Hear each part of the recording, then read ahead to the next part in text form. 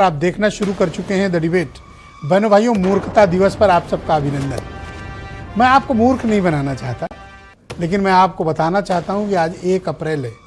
आज से कई नियम बदल गए हैं, बैंकिंग के, टैक्सेशन सिस्टम के, रेलवे की टिकटिंग के और शेयर बाजार में और व्यापार धंधे में आज से इस अखाड़े के नियम बदल गए हैं। और ये झूठ नहीं, ये सही है, क्योंकि 1 अप्रैल से तमाम नए नियम इस देश में लागू हुए हैं, व्यवस्थाएं बदली हैं, वो आज से प्रभावी हैं। तो अगर कोई आपको व्हाट्सएप कर रहा हो तो आप बहुत समझदारी से काम लेना, क्योंकि आज से ये नए नियम लागू हैं और ये सच्चे हैं। तो आज डिबेट इसी बात पर। बहनों भाइयों, 1 अप्रैल आप सभी का स्वागत और अभिनंदन। आज क्या, मैं वैसे तो कभी नहीं बात करता, आज स्पष्ट कर दूं कि आपको मूर्ख बनाने वाली कोई बात नहीं, लेकिन मैं आपको याद दिलाना चाहता हूं कि आज 1 अप्रैल है। आज से भारत सरकार ने तमाम नियमों में फेरबदल किया है और कुछ नए नियम कानून आज से इंप्लीमेंट होंगे।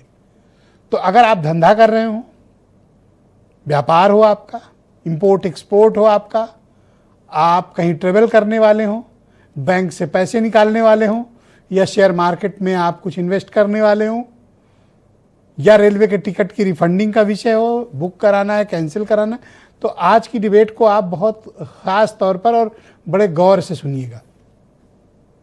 सबसे पहली बात यह है कि आज से इनकम टैक्स का नया कानून लागू। इनकम टैक्स एक्ट जो 1961 से चल रहा था, उसमें व्यापक, बड़ा और जबरदस्त परिवर्तन भारत की सरकार ने किया था। आपको याद होगा, संसद से पास होने के बाद आज 1 अप्रैल 2026 से इनकम टैक्स का नया कानून भारत के प्रत्येक नागरिक पर, हर टैक्स प्रदाता पर यह कानून लागू है। तो सबसे पहले नोट कर लीजिए कि इनकम टैक्स के नियम बदल गए हैं। तो नए नियम, जिसमें 500 से ज्यादा सेक्शन हैं, उनको सभी चार्टर्ड अकाउंटेंट और टैक्स पेयर समझ लें। बदलाव नंबर 1। बदलाव नंबर 2, अगर आप शेयर में, F&O में ट्रेडिंग करते हैं तो उसके टैक्सेशन के नियम भी बदल गए हैं। अब आपको ज्यादा पैसे चुकाने हैं। अगर आप रेलवे का टिकट बुक करते हैं, पहले सुविधा थी कि 4 घंटे के भीतर अगर आप कैंसिलेशन करते हो ट्रेन के छूटने के, तो आपको पूरा पैसा रिफंड आएगा। अब वो 8 घंटे कर दिया गया है। इसमें भी बड़े बदलाव किए गए हैं। बैंकों में नियम बदले गए हैं। ये सब बातें आपको कोई चैनल वाला नहीं बताएगा, कोई मीडिया वाला ये आपको गाइड करने वाला नहीं, वो आपको यही मिलेगी ये बात।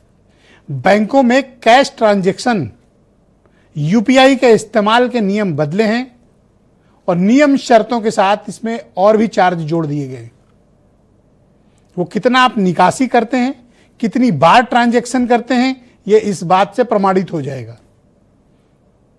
तो इस नियम और शर्तों को अपने बैंक के साथ कंसल्ट कर लीजिए, ठीक। इसके साथ साथ व्यापार में कई तरीके भी बदले हैं। टैक्सेशन की पूरी प्रणाली बदल गई है और जेट फ्यूल भी 2 गुना कीमत का कर दिया गया है आज से।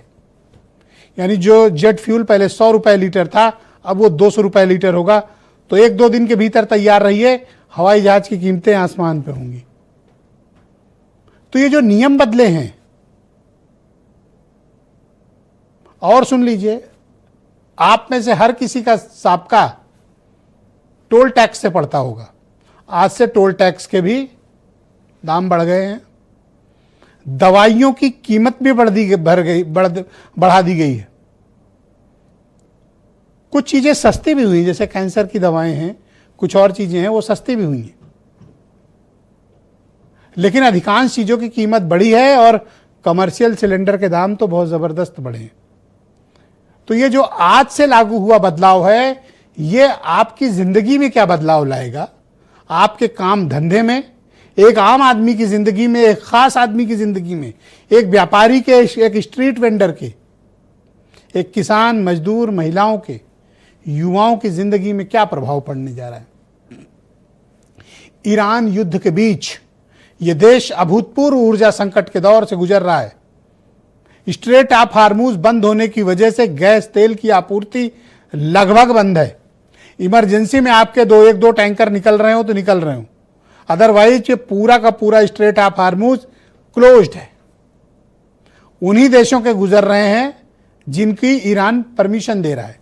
वो हमें कहता तो है कि हम दोस्त हैं, लेकिन अब तक 1 महीने से अधिक में हमारे 5 या 6 जहाज ही केवल निकल पाए। आज भी भारत के तकरीबन 20 जहाज फंसे हुए हैं महीने भर से। ऊर्जा की इस अभूतपूर्व किल्लत के बीच ये नए नियमों में बदलाव भारत के नागरिक के लिए कितना असुविधाजनक है, कितनी परेशानी वाला है, और इन परेशानियों के बीच ये नए नियम लोग किस तरह से अडॉप्ट करेंगे। वैसे अच्छी बात यह है कि 12 लाख रुपए की आमदनी बिना टैक्स के, वो भी आज से ही लागू है। तो ये अच्छी खबर है कि अगर आपकी आमदनी वार्षिक 12 लाख रुपए है तो आपको 1 रुपया भी इनकम टैक्स नहीं देना पड़ेगा। वो भी आज से लागू है। कुछ अच्छे बदलाव भी हुए हैं, लेकिन बहनों भाइयों, जब पैसे आ ना रहे हों, मार्केट की में जो इकोनॉमी है वो बहुत डायनेमिक ना हो, बहुत वर्सटाइल ना हो, और उस बीच अगर टैक्स लग जाए और नियम बदल जाएं, तकलीफ बढ़ जाती है। तो आप कुछ स्टेटमेंट सुनिए, फिर आज की डिबेट। सरकार जब कह रही है कि सब नियंत्रण में है, स्थिति अच्छी है, तो आखिरकार ये कमर्शियल एलपीजी के प्राइसेस क्यों बढ़ाए जा रहे हैं? और घरेलू गैस के भी प्राइसेस बढ़े हैं थोड़े दिन पहले, तो ये क्यों बढ़ाए जा रहे हैं? अगर सरकार कह रही है कि सब कुछ नियंत्रण में है, सरकार साफ साफ बात कहे लोगों से, क्योंकि लोगों को बहुत विश्वास है सरकार के ऊपर। महंगाई की बात करेंगे तो कोई जवाब नहीं है। अगर ये बात करेंगे कि भाई रोजगार क्यों नहीं बनाया 5 सालों में, कोई जवाब नहीं है। चाय के बगानों में जो वेतन है वो बढ़ाया क्यों नहीं, कोई जवाब नहीं है। कि हर जने को सिंडिकेट की टैक्स देनी पड़ रही है, हर चीज में माफिया, बालू में माफिया, खदान में माफिया, हर चीज में माफिया, तो कोई जवाब नहीं है। जब जवाब नहीं होता तभी ये ध्यान भटकाने वाली बातें होती हैं। ये तो बढ़ोतरी और घटोतरी भी होती रहती है परिस्थिति के अनुसार, लेकिन कमी नहीं होनी चाहिए। विपक्षी पार्टियां कह रही है विदेश नीति फेल है, इसी वजह से। नहीं, विपक्षी पार्टियां सत्ता वियोग में विचलित हैं, इसलिए इस प्रकार के बयान देते। तो बहनों भाइयों, आज की इस परिचर्चा का सार ये है कि अपनी फाइनेंशियल स्ट्रेटजी बदल लीजिए। आज से नियम अखाड़े के बदल चुके हैं। रत्नाकर सिंह भारतीय जनता पार्टी के प्रवक्ता हैं।